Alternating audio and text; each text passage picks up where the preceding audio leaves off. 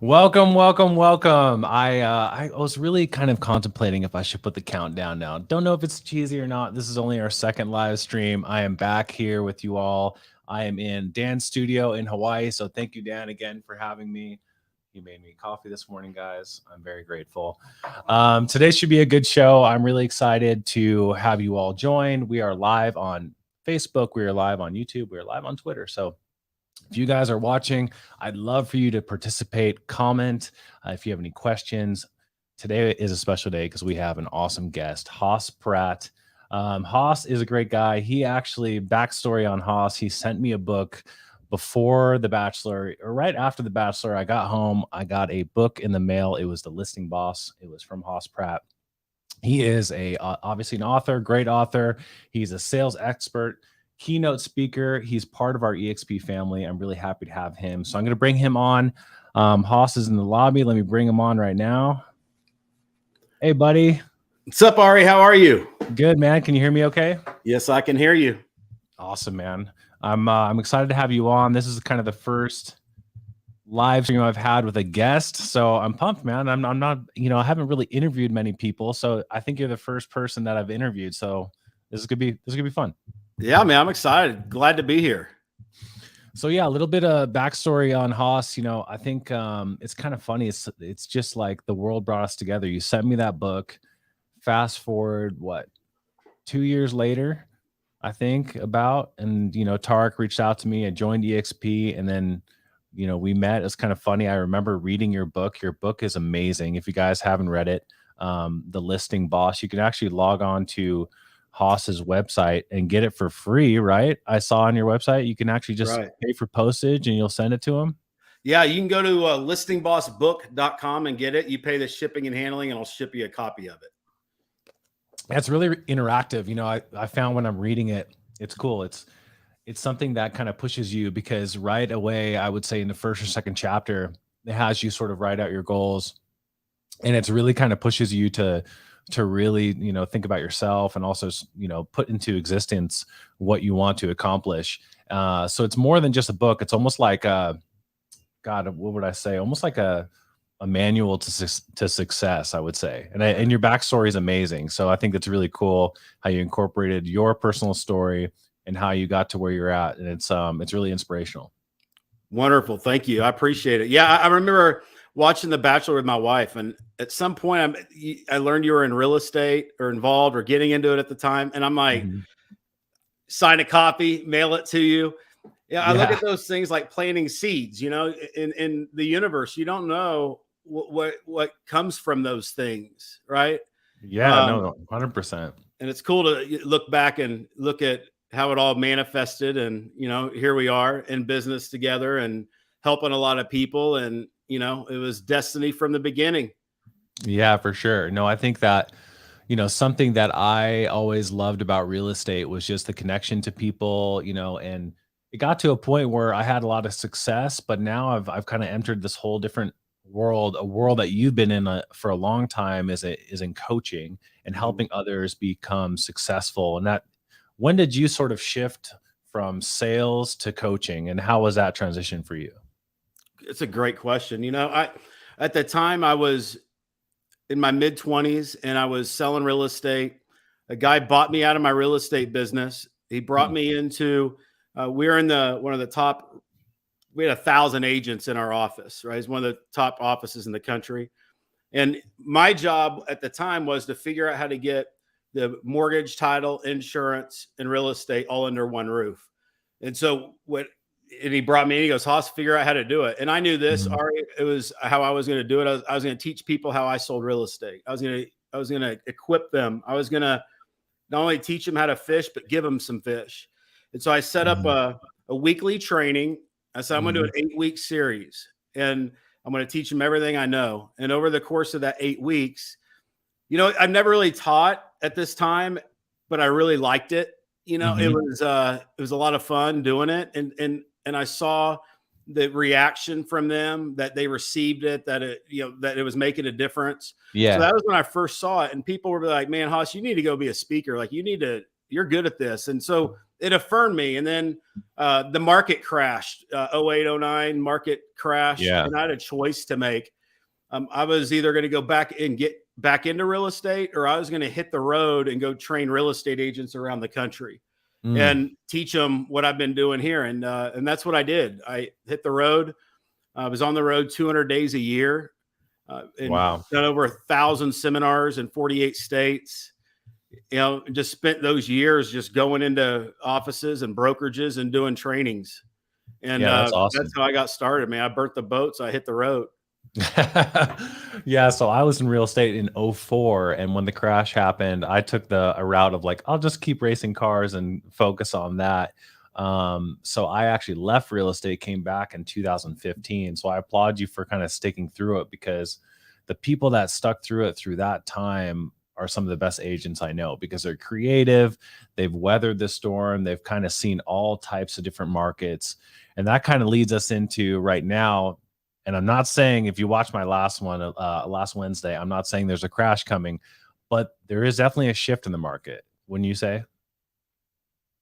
There's a shift happening, and it's like I tell people, shift happens, Ari, you know, like, you know, but coming out of the market that we've been in over the last few years, I would rather, even personally, sell in the market we're going into than the market where we just came out of.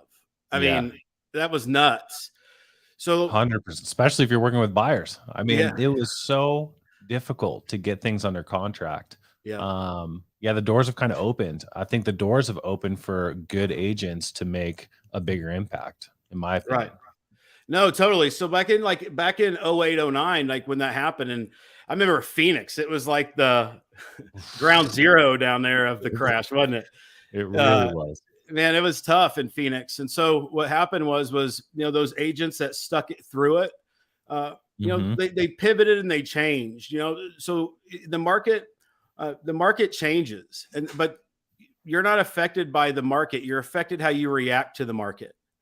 You're not affected by interest rates. It's how you react to interest rates. You're not affected by a recession. You're affected by how you react to the recession.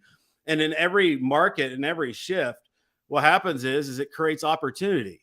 And so right now, like for everybody listening to us, if they're in real estate, what that would look like is maybe they're expanding their market. They're going after, more people in a different way. Maybe they got all their business from repeat referral. Maybe now they're going after some expired listings or for sale by owners, right? They're changing their approach a little bit, and there's nothing to be scared of. It's the time of massive action, and being one of the first people to jump, not waiting a year and be like, man, I should have changed a year ago. Yeah, I love that you mentioned that in your book, Massive Action, and I think that's such a great way to describe, you know, taking a huge leap and like going all in on something.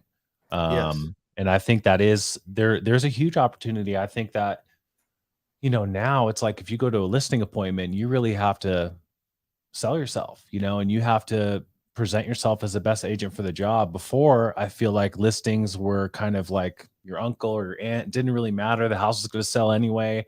And now the agent can make a difference. And that kind of puts the power back into the agent's hands. And I think it's a really good time to be a real estate agent. I feel like we're heading into a space where you have to set yourself apart, but that also, you know, can help with your success as well. You know, that's the thing. And I ask this question to people. What separates you from every other real estate agent in your market? Like every agent should ask themselves that question right now. Why you? What separates you? What do you do different than everybody else?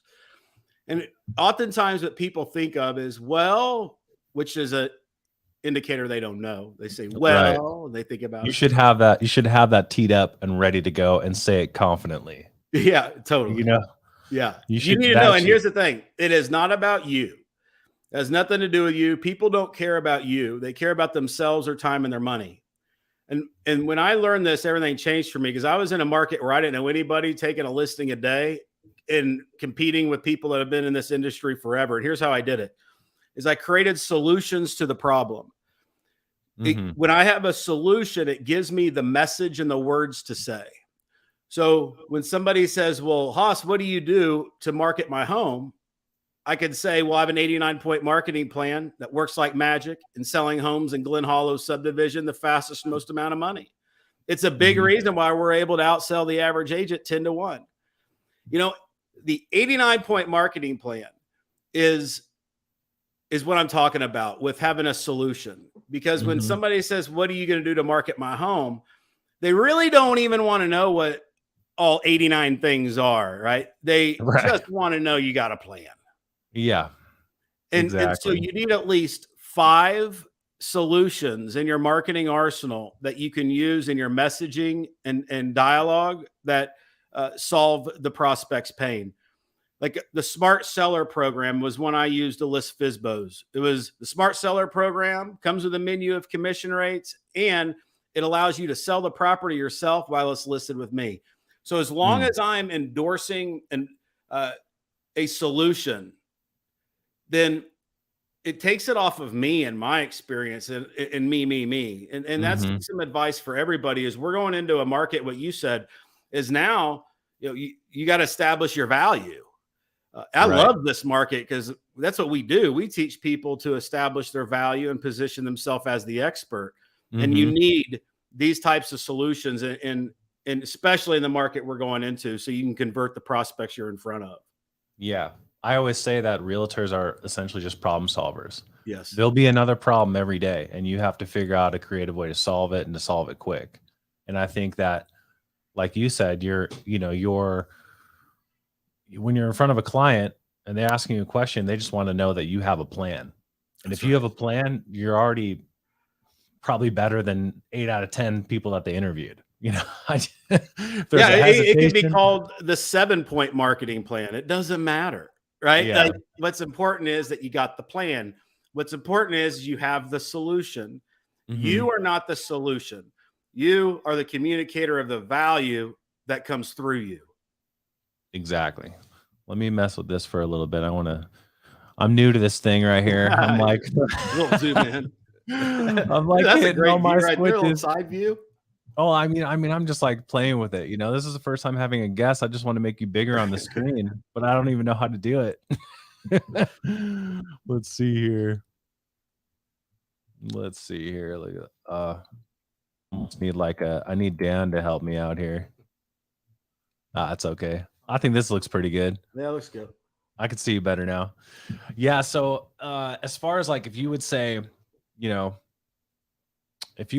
how do you dominate in the shift? Like, what are your key points, would you say? As far as like, I feel like obviously education is a big thing, knowing your stuff. But like, what would you say, 3 key points? Do you have any key points on that?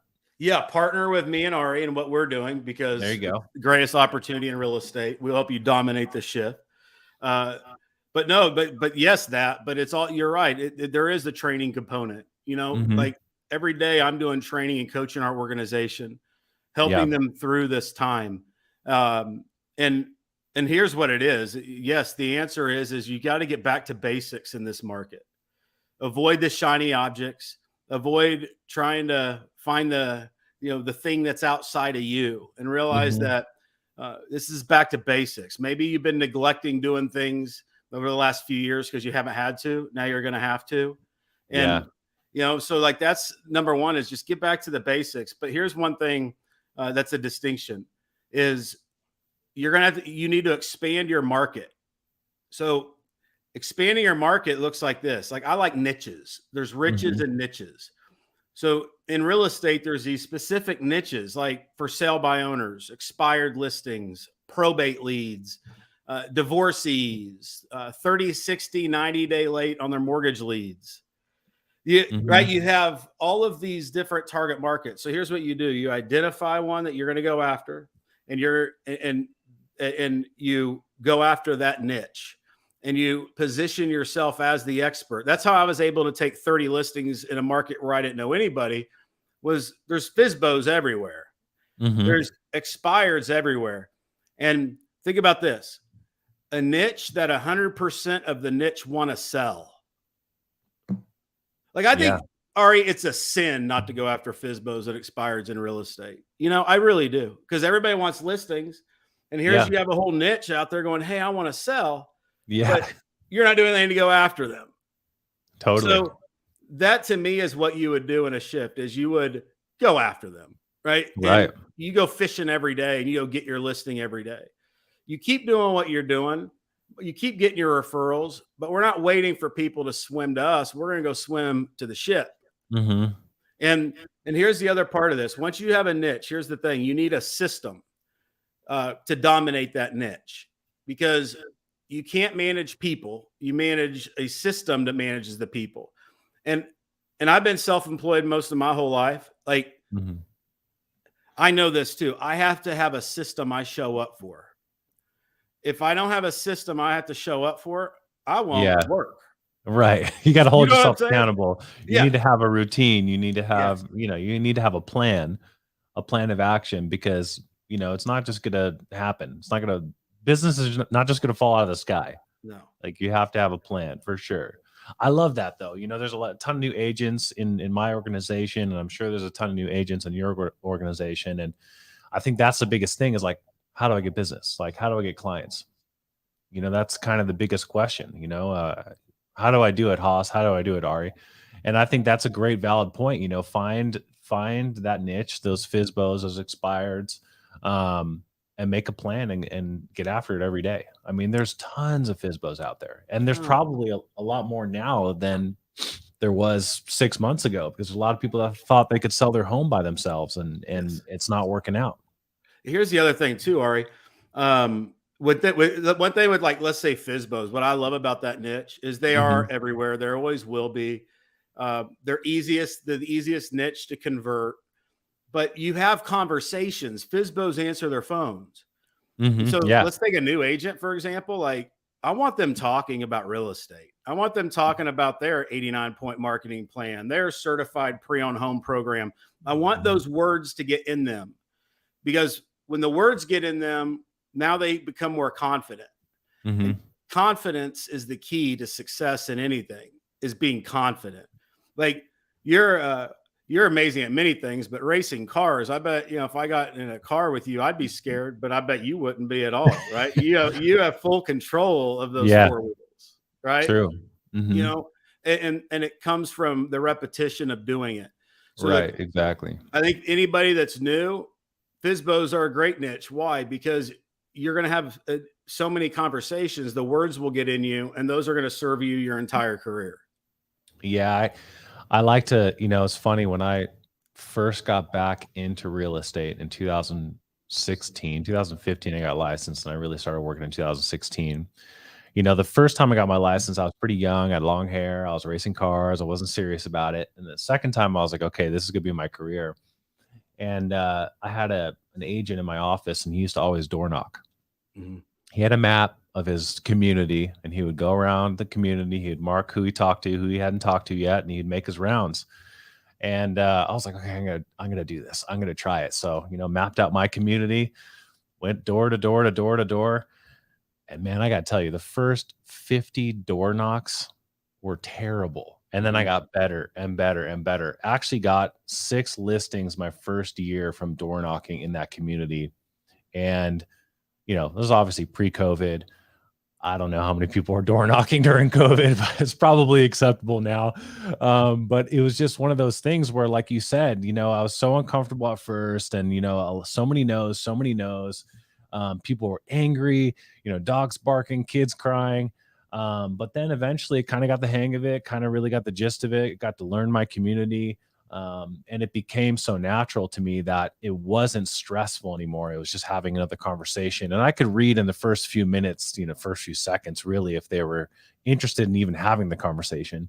And then when I kind of learned that they were interested, that's when, I really kind of lit the fire underneath myself, said the right things, and got the appointment to come back and have a proper listing appointment. But yeah, it's all about repetition, being comfortable. And what I always say to my new agents too is, the one thing that I try to do a day is tell 10 people that I'm in real estate. And that has been something that I've done since the beginning. I've always kind of worked it in the conversation, not awkwardly, just naturally. And it's like it's pretty easy. Oh, what did you do? What'd you do this weekend? Oh, I had a couple showings. Have a really great client and a really great house coming on the market. Boom, there's one. I try to do that 10 times a day, and that's served me well, just because I believe that I'm top of mind. That's kind of one of my keys. No, that's totally. I think and it's having that conversation. Let's say on the flip side too. For me, it was just having the conversation. That's what I tell agents. You got to have conversation with buyers and sellers every day. In your case, it's saying telling 10 people. It's the same thing. You need to talk to 10 buyers and sellers at least every day. And every day. And it's amazing how many agents will go weeks without even talking to a prospective seller or buyer. And that's where the system comes in that you have to show up for. I want to explain what a system is, because it can go in a lot of direction. Here's what it is. Day 0, call 1. Day 1, mail letter 1. Day 2, call 2. Day 3, text 1. Day 4, do. That's the system. So you map out a method of operations, and then you would put it in your CRM. And then now all you do is you put leads on that campaign, and you do what that campaign says. Yep. So a system to me is a process. It's the checklist. It's a step-by-step. And then what you do, you don't have to think about it again. Now you just do what that thing tells you to do. Yeah, exactly. That's the key. And I think that's why people don't prospect. I think that's why they don't know what to say, because they don't have a marketing arsenal, so they're uncomfortable. But when you solve those problems, people get really good really fast. And one thing to add to what you said, when you went door knocking, that everybody experiences is this law called law of resistance. And this law of resistance is real. Like, I could pick up a phone right now, and the first few calls are going to be like, man, what time is it? I'm hungry. I'm this. Nobody's going to answer. Right. And you tell yourself this story. It's kind of like when you go for a run. Let's say you put on your shoes and you go start running. Immediately you're like, oh, this song sucks. Is this the right playlist? My calves hurt. These shoes are hard. It's hot outside. Right. And your mind starts to find reasons to not do what you want it to do. And once you get on the other side of resistance, the 50 door knocks, the 50 calls, the first mile, you can run for 10 miles. You can knock for days. And then you're in the flow, you're in flow. And that's where you want to get. You want to always fight the law of resistance, expect it to be there. You will always get through it. And then that's where flow exists.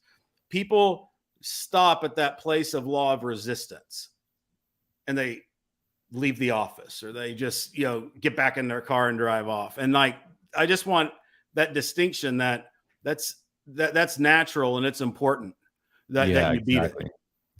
I saw a stat the other day. It's like 82% of new realtors quit within the first year. That was staggering to me. It was just one of those things where you think about it and it's tough, but if you, like you said, if you have a system in place and you have a plan, it makes it so much easier. And it also, it helps keep you motivated and not let you get discouraged. I think that's kind of the biggest thing with agents. They get discouraged. They don't want to put the work in. They don't put the massive effort, and the push towards it. And I think a lot of people are just they need the support, and they need to be told what to do. And I think that's kind of where you come in. I think that's what's made you so successful, is like you have the plan for individuals to become successful. And I think that's really, really great. That's why I admire you. I'm just beginning my little coaching, I would say, my foray into coaching, because this is kind of the first time I've done it, this last year.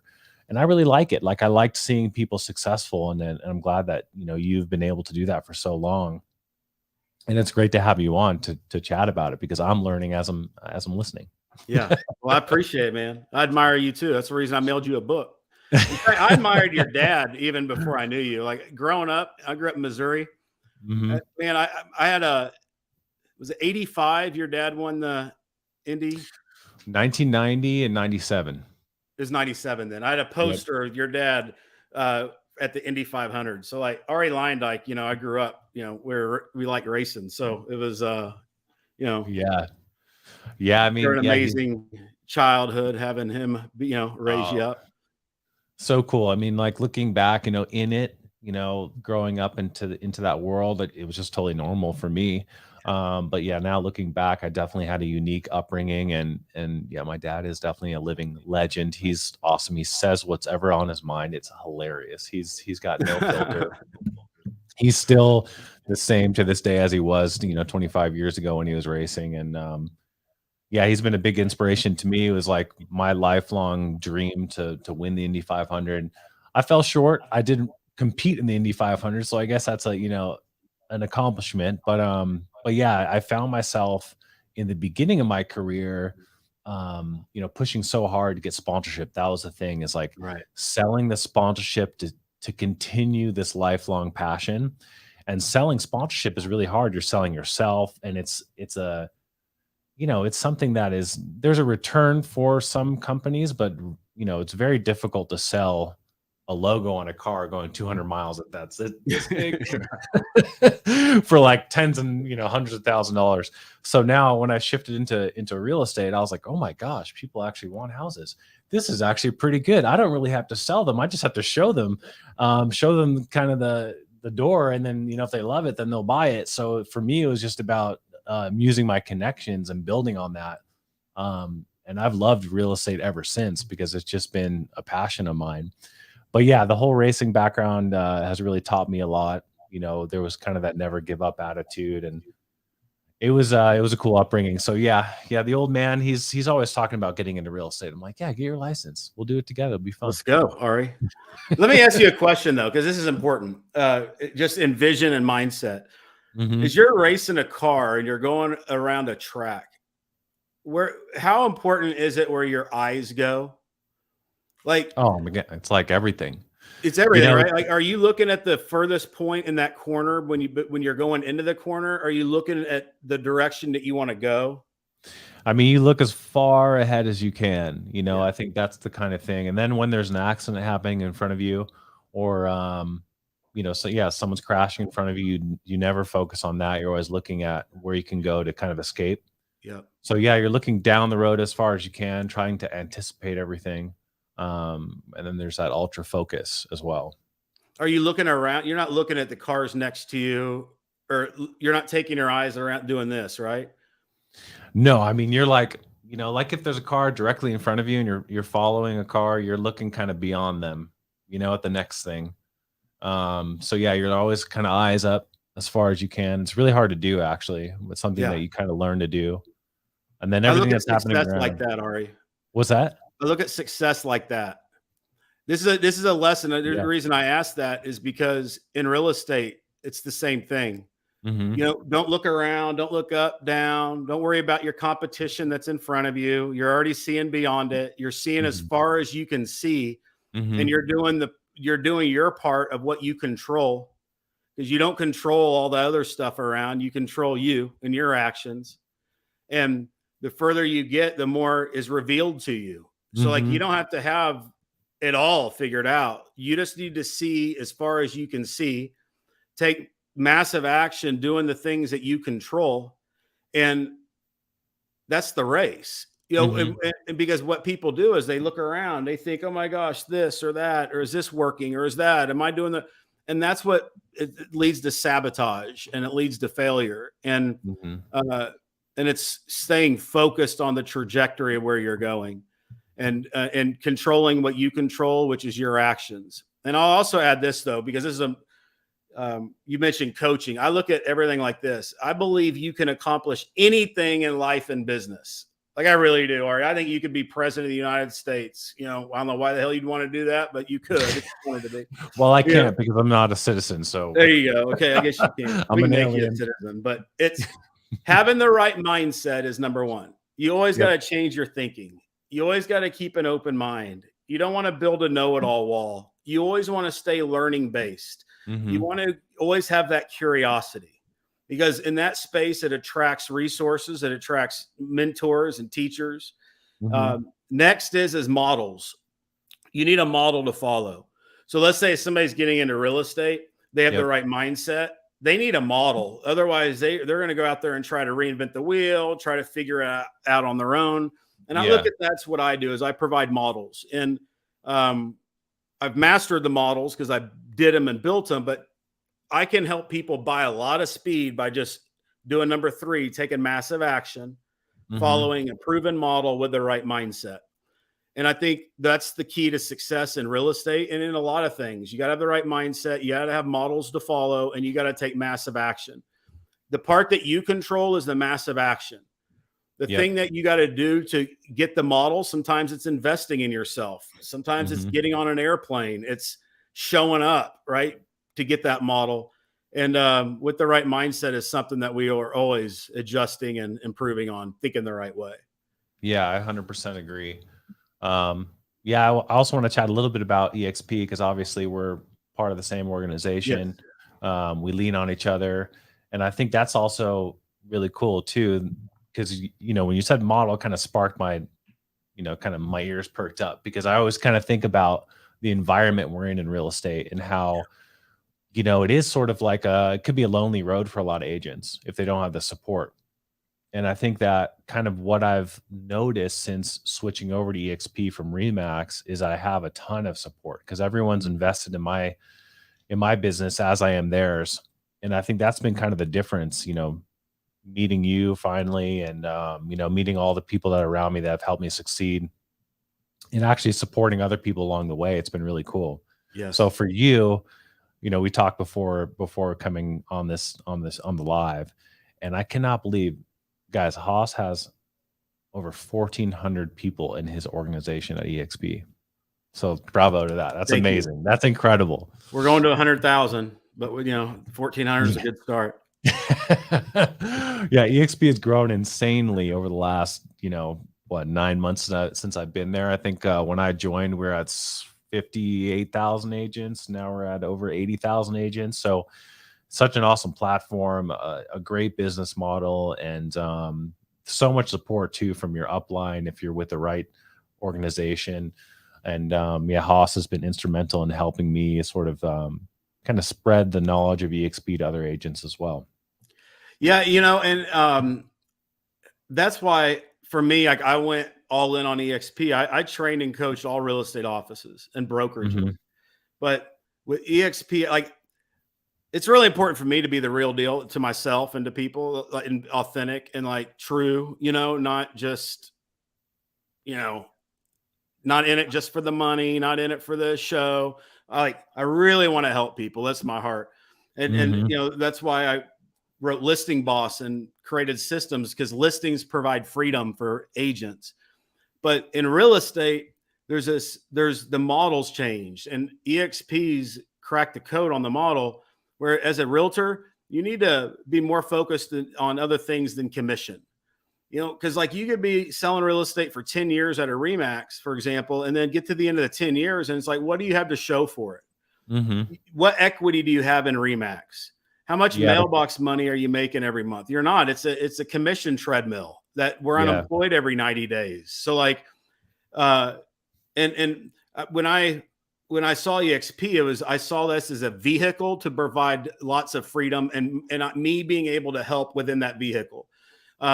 Because what it does is it allows agents to not only get equity in the company when they sell houses or they attract agents, but they can build substantial and a substantial income every month. Like I have so many friends, mentors, clients that are making so much off of every month. They live in Puerto Rico. You know what I mean? They're like, they're done. They made it. And it was this EXP opportunity. So I want to help other people get there as well. EXP is the vehicle. And here's the other part with EXP.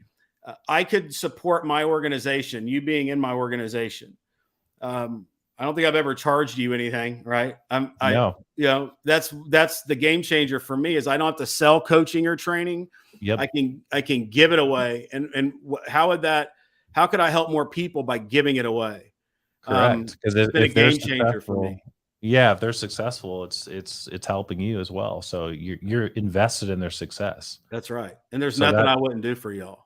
Yeah, that's the amazing and key component, is having that camaraderie, and instead of having it be a competition, it's a collaboration. That's right. And I think that's the biggest difference for sure.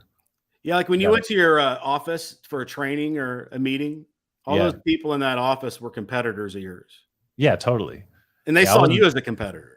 yeah, exactly. I mean, on one hand, that is nice because I like competition, so that kind of drove me. So I Mhm. did like that. Every month we'd have come out with a list of like who was top in the office, who was on the bottom, and I was like hungry to Yeah, climb the ladder to be, the best salesperson at Remax. But it's a little different with EXP. I find myself helping all my agents and splitting, co-listing and having them hold open houses. And it's just a lot different because I'm not really interested. I am interested in commission. Obviously, we all are, mhm. but I'm more long game now, like you're Yeah. talking about, like looking down the track a little bit and seeing the revenue share come in and the stock bonuses and seeing that kind of building to more of a leveraged or a passive type of income. And that's kind of the end all goal, is Yes. to really work on that other aspect of income. There's three ways to earn at EXP, and there's one way to earn at all the other brokerages. And that's kind of the difference maker for me. And that's what we want to do too, right, Ari? We want to help people, and for anybody that's listening and, you're, however, maybe you're not in real estate, maybe you're new, you've been in Mhm. the game a while, like explore this opportunity because I think it's the greatest opportunity ever in residential real estate. And I think Mhm. that with the collaboration with our organization, we have so many not only top agents, but celebrities, influencers, experts that it's very unique and it's something special. Like, so we'd love to talk to you about it. I mean, I'll do whatever to Yeah. help, but like we want to help you in every way that we can. And that's the vehicle to do it. Yeah. So here's a good question from Autumn. What's the difference between EXP and Keller Williams? I get this a lot actually. Um, so how would you explain that? Would you say that Keller is a franchise-based profit sharing Yes. where Yep. it's office by office, so it's the profit off of that particular office. EXP's model is like a bigger, bolder, worldwide model that has a lot more upside to it. Would you say is that the difference? Yeah, I would say Keller Williams, and I was a Keller Williams agent when I sold. That was the only company I sold for. There's a great company. I'm in Texas. That's where it's based out of. So, like, Hmm. I was mentored by a lot of the people who helped build it, Hmm. and they built substantial wealth. The problem is Keller Williams is built out. It's the franchise model, and the offices are there, and and it's a profit share model versus EXP's a revenue share model. So this is important. So like, let's say you're getting profit share, but the office goes and buys a printer that month. Right. You Comes know, out of the profit. I mean, I didn't say to go buy that printer. Like, there's all this. It's that. So what Yeah. I like about EXP and the revenue share model is it's substantially more, but it's black and white. You can't argue with the revenue. Yeah, And because there's no brick and mortar to pay for. that's There's right. it's the overhead is a lot less, and it's just scaled on a way bigger scale as well. Yeah, you can because it is virtual, and it's take when you take down the brick and mortar out of the equation, it opens it up to what we have. I Mhm. mean, we have people all around the world, all around the country, a part of the organization. So like and it creates that collaboration unit, not the competition unit. So Yeah. EXP, I think to think of it like Tesla, I remember the first time I was out in California with Tarek El Musa and we were in his Tesla and I never seen anything like it. And all of a sudden he puts it on autopilot. I'm like, dude, what are Right. you doing? He's got his laptop going down the highway. I'm like, what are you doing? He's Yeah. like, this thing drives itself. I'm like, my mind was blown. I didn't see that before. And I look at EXP like that. It's like the autopilot in Tesla. It's like once you experience it, it's hard to go back. Um, Yeah. it's like the Netflix or the Amazon, and it's nowhere near its potential. Like it's going to get so big, and it's still we have an amazing organization, and it's exciting, man. It's a lot of fun, and we want to work Yeah. with the best people that want to build something special. It's incredible. Just my group of agents that I have, it's so fun. We're all in a WhatsApp chat Yeah. together. We lean on each other. I have conversations with my agents every day. And then also, like, we have the support from an amazing upline, like Haas, you're in our upline, Brian Colhane, one of the founders, Tarek El Musa, Lisa Copeland, who's just a powerhouse, Yeah. Lauren Hunt, who's an icon agent. So it's really just a real great group. There's so many different avenues, I guess, when you join EXP, if you're joining as an agent. But make sure that you join with an amazing group, because that's kind of the difference maker right there. Like, for example, we're doing education 6 days a week with our upline. So this is Wednesday. This is kind of one of my time to shine, but then one of my other members are doing one on Thursday, Friday, Saturday, and so forth.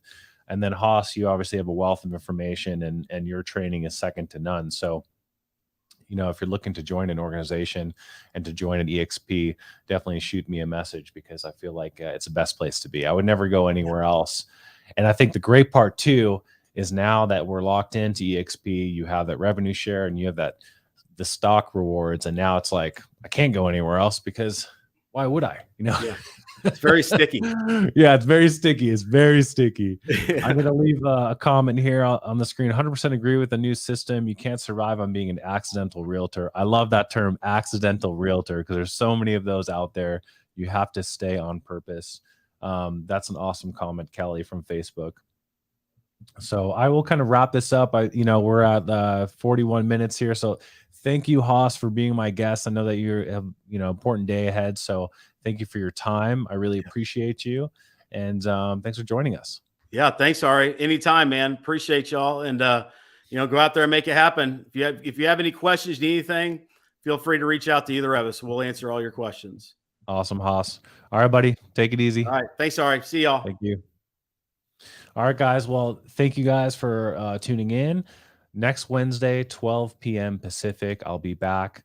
Maybe have another guest. Maybe we can get Tarek to come on. So have a good day. And thanks for joining in. See ya.